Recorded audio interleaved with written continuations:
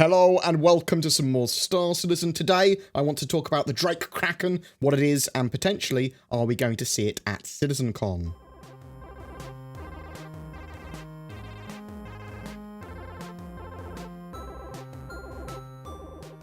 This year's CitizenCon is on the 10th of October, and according to the fluff, sponsored and hosted by the controversial ship slingers Drake Interplanetary, reinventing their own image in the wake of PR turbulence and corporate restructuring, Drake has a chip on its shoulder and perhaps a game-changing ace up its sleeve. CitizenCon 2948 is not to be missed. So Game Changer was a term often used to hype the Pioneer before we knew that the Pioneer was an outpost building ship unveiled at CitizenCon 2017. The date of CitizenCon matches perfectly with the next expected concept sale too. So why do I think it's the Drake Kraken, and exactly what is that ship? There was a happy hour game dev reverse the verse type livestream that CIG did on the 1st of December 2017 called Happy Hour Game Dev, You Pick the Next Drake Ship.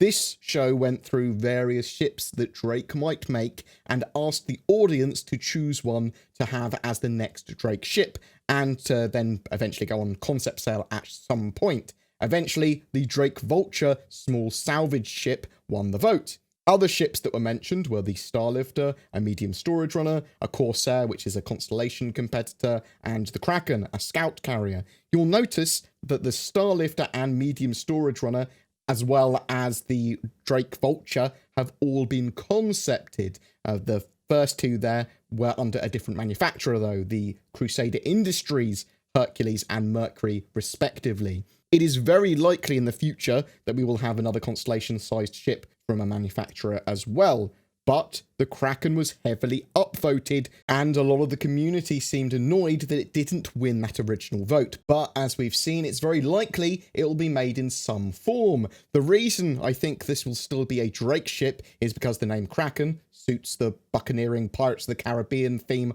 of Drake, and they are likely to want to keep that awesome name. Drake doesn't have a capital ship either yet. The Drake pipeline is one of the most developed ship pipelines, so it sort of like fits being able to do a capital ship like this. And I feel that if they're going to have a large Drake ship, a capital ship, then they can make it more affordable and justify that.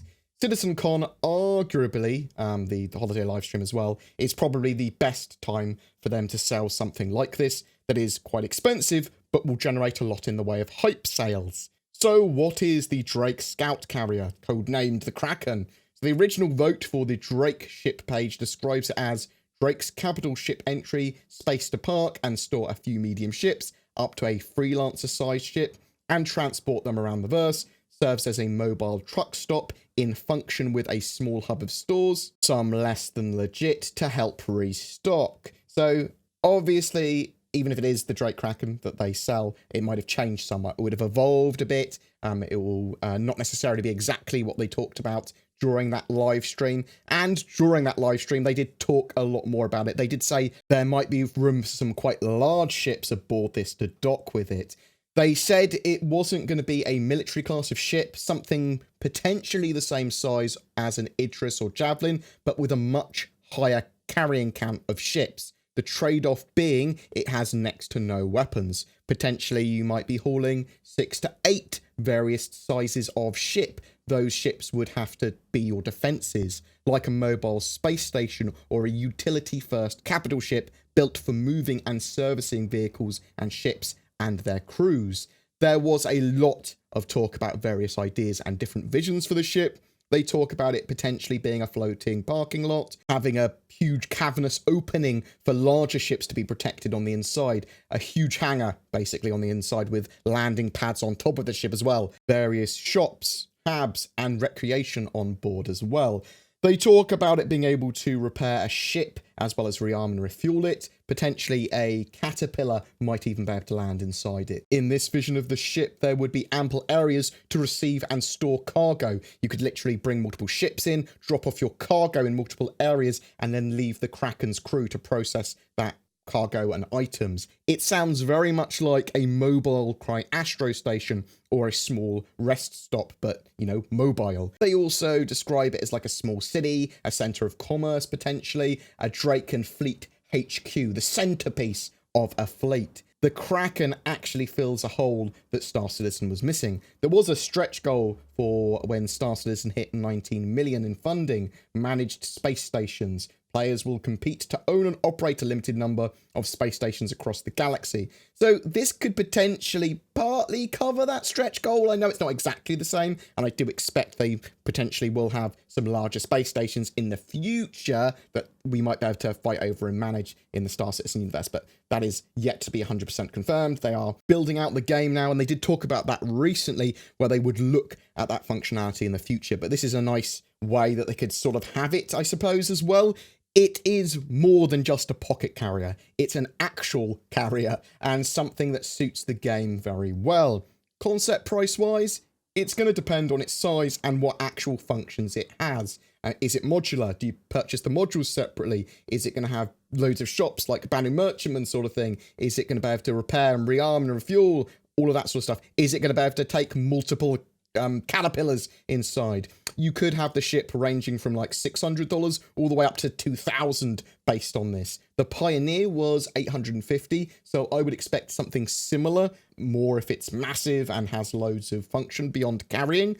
Though if it's modular, the base ship could actually be relatively cheap, but house a load of modules. It is going to be something, if it does actually get made, this is all something that isn't confirmed. It is suspected by me heavily. I mean, it makes sense, doesn't it? Like, genuinely makes sense for them to sell something big like this Kraken that people have wanted for quite a long time, and that will generate a lot of sales for them at their biggest event potentially this year. One of the other mechanical joys of something like this in the verse as well is it doesn't actually require any new gameplay mechanics, as it were, because it's a floating space station. They're going to have that in game. They don't need to build all this new functionality for anything in. The Banu Merchantman's going to have shops that are mobile in this way, but also, I mean, they're going to have shops and all this sort of functionality on space stations in general. I am interested to know what you think as well, though. So, do you think it will be modular? Will it fill the player-managed space stations sort of like hole that they've got in the game?